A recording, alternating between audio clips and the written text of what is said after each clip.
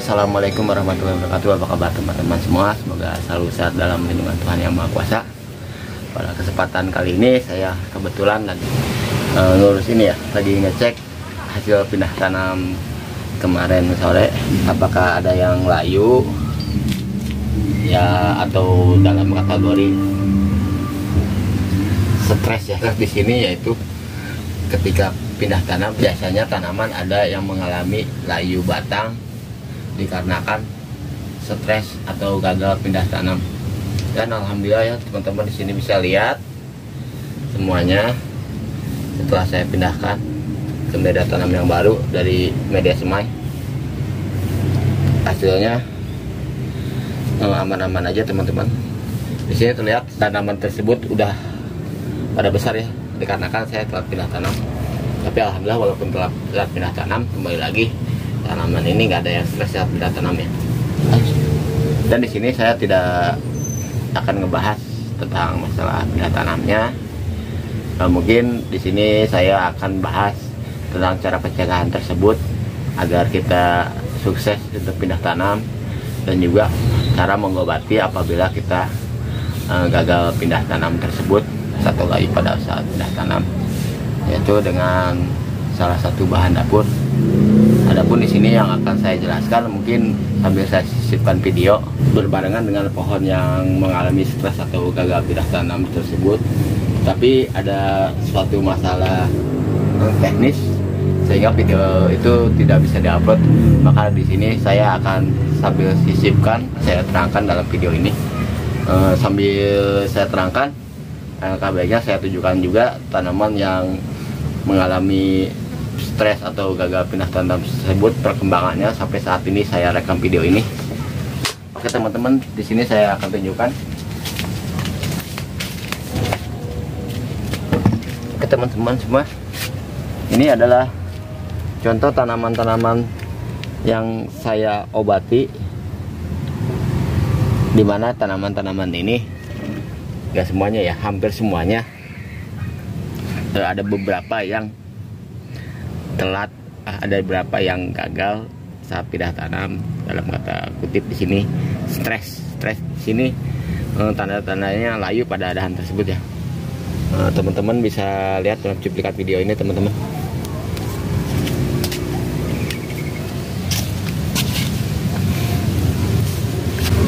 Dimana ini pada video yang pertama ya teman-teman, saya tidak sempat videokan pada awal stres atau gagal pindah tanam tersebut, layunya lebih parah.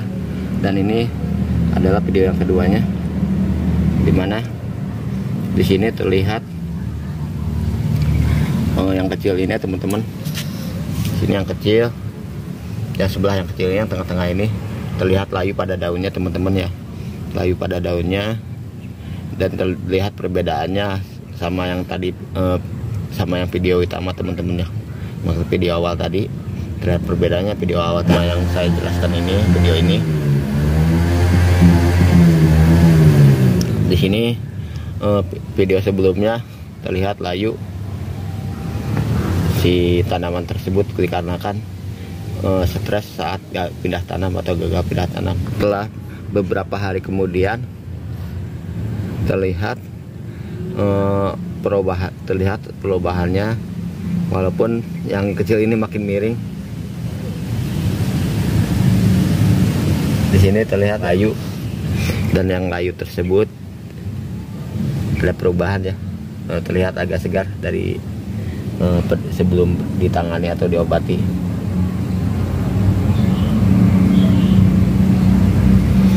Dan yang kesekian kalinya ya, durasi antara 3 hari seminggu, mungkin ini usianya sekitar hampir sebulan ya teman-teman. Bisa dilihat di sini perubahannya teman-teman. Ini yang miring kita arahkan, karena miring kemungkinan dari dia mencari sinar matahari, kita arahkan, kita putar-putar begini, dan udah agak mulai lurus ya. Yang di sini juga yang layu sebelah sini teman-teman, terlihat yang layu sekarang sudah pada kencang ya teman-teman, udah pada tegar.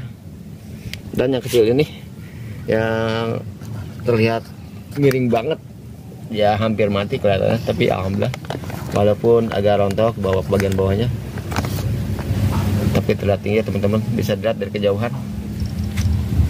1, 2, 3 yang mirip video kemarin ya, yang mirip video dengan yang sama dengan tampilan video sebelum yang jelaskan tadi. Tidak ada perubahan yang signifikan di sini. Oke teman-teman, mungkin itu istilahnya buktinya ya saya praktikkan di sini dan ada hasilnya, dikarenakan di sini saya mau berbagi sekaligus saya tangani apa masalah tanaman saya. Dalam hal ini saya berbagi tentang cara obati atau cara menangani stres pada saat kita pindah tanam tersebut, terutama di sini dalam tanda kutip tanaman cabai ya teman-teman. Adapun bahan yang saya di sini akan share bahan dapur tersebut, yang ini yang teman-teman yang lihat dari tadi saya pegang itu adalah kunyit ya teman-teman. Kunyit atau kuning ini teman-teman udah umum lah, dimana kunyit atau kuning ini bisa menjadi fungisida nabati dan juga pestisida nabati, dan khasiatnya sudah umum banyak dijelaskan oleh praktisi organik, dan di sini saya tidak jelaskan ulang ya agar video ini tidak terlalu panjang juga. Kemungkinan cara pembuatannya sehingga jadi seperti ini dan saya aplikasikan secara semprot. Videonya teman-teman bisa dilihat cara singkatnya pembuatannya seperti ini teman-teman.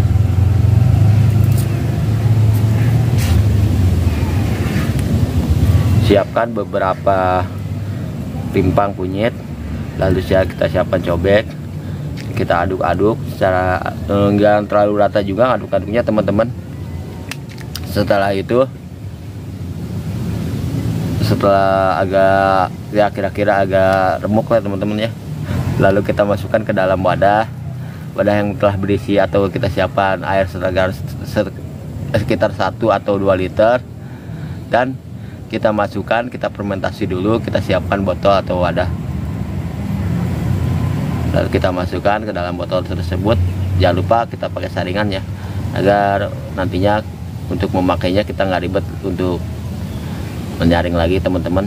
Masukkan seperti ini ke dalam botol dan kita akan diamkan atau fermentasi mungkin semalam juga cukup ya teman-teman.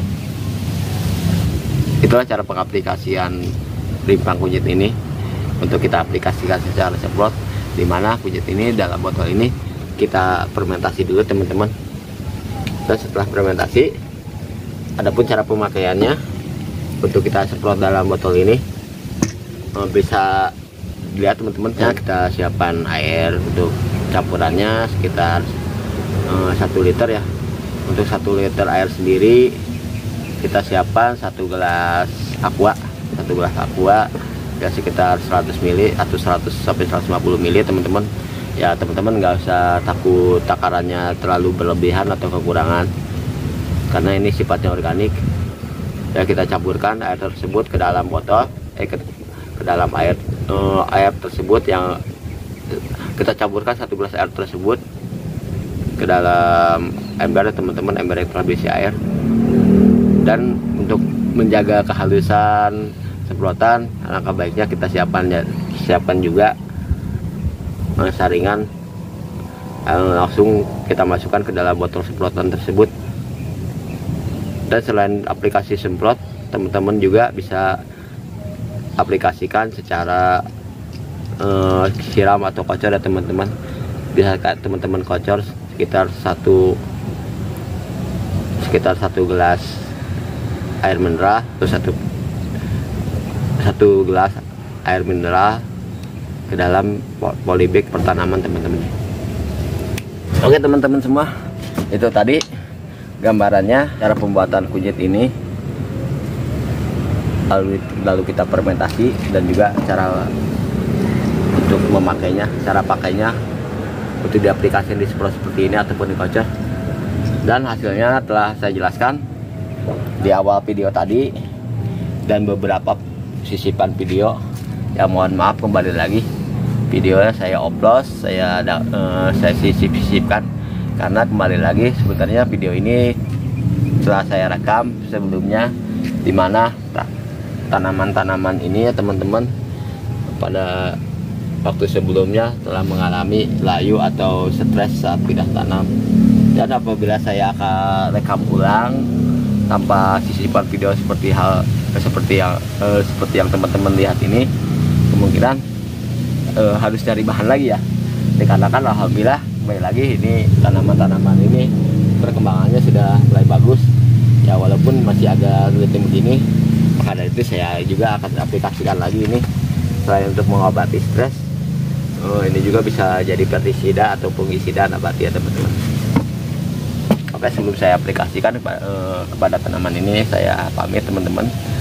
Semoga apa yang saya jelaskan saya terangkan dari awal, walaupun maaf agak videonya agak panjang ya, bermanfaat, intinya bermanfaat dan bisa diaplikasikan bagi teman-teman semua. Saya pamit. Assalamualaikum warahmatullahi wabarakatuh.